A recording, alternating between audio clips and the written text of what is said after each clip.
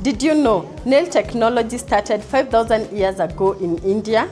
Today at Jodan Beauty Academy, we start the nail day with semester 5. You are all welcome to experience a day of nails that you've never seen before.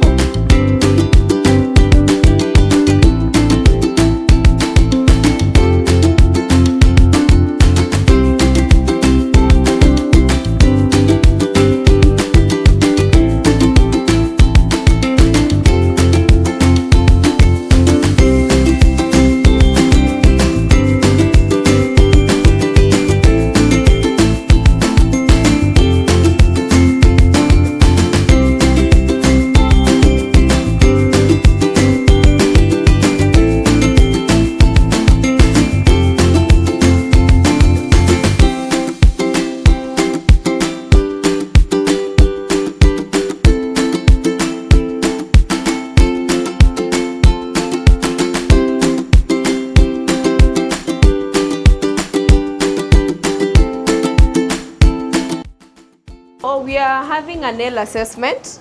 We are going to do, you have the inspo on your phones. So we are going to do a long almond shape with an art of chrome. So number one, you're supposed to fit your nails that fit the nail plate. Shaping supposed to be on point, and the application of the base color supposed to be nude color. Are we together? Then after we go to the application of chrome. You know you are supposed, before you do the art, you're supposed to finish up with the application, that is the nude. You apply top coat or matte top coat. If you are using a glossy top coat, you have to buff. Remember that you are supposed to buff so that you can go with your black art and apply the chrome, and then you finish up with a top coat.